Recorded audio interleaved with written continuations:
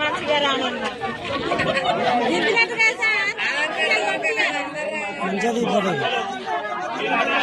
ముందు నెల్లు అవుతుంది కానీ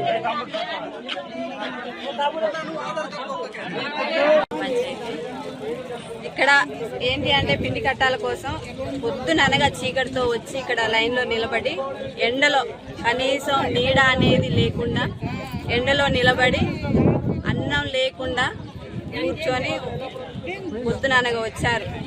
కనీసం వాటర్ తాగడానికి కూడా మంచినీళ్ళు లేవు. ఇక్కడ పిండి కట్టాలు తీసుకోవడానికి ఎంతో దూరం నుండి వచ్చినా కనీసం అంత దూరం నుండి వేసుకుపోవడానికి కూడా ఛార్జీలు కావాలి. 5 ఇస్తున్నారు, కనీసం 2, 3, 5 ఎక్కువ పెంచడం లేదు. ఎక్కువ పెంచితే చాలా బాగుంటుంది. రైతులు చాలా ఇబ్బంది పడుతున్నారు. అట్లాగే ఇంటి దగ్గర పనులను వదులుకొని ఈ లైన్లో నిలబడమే సరిపోతుంది. ఇంటికాడ పనులు కూడా చేసుకోవట్లేదు. ఇట్లా ఎన్ని రోజులని తిరగాలి. ఎక్కువ ఈ లైన్ చూడండి ఎంత పెద్దగా ఉందో.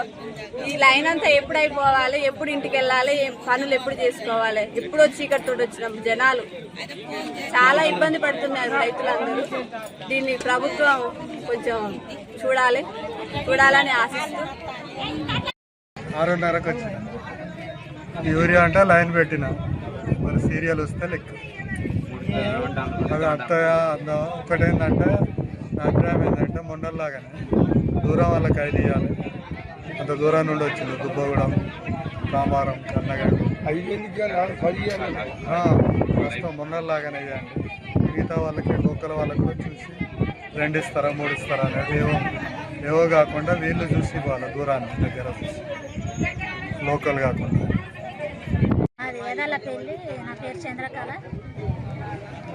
5 ఎకరాల జొన్న, 5 ఎకరాల పొలం.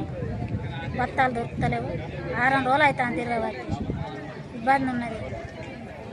ఆగస్టు పంపాలి. ఒక ఆధార్ కార్డు పట్టుకొని ఎన్ని రోజులు తిరగాలి. 8 రోజులు అవుతాను. బస్తాలు దొరుకుతలేవు. వచ్చుకోవడం అవుతాను. 8ంటికి వచ్చినాము. నైట్ 8 దాకా ఉంటాను. తిండి లేదు, తికానం లేదు. నీళ్ళు దాక్కుంటూ ఉంటాను.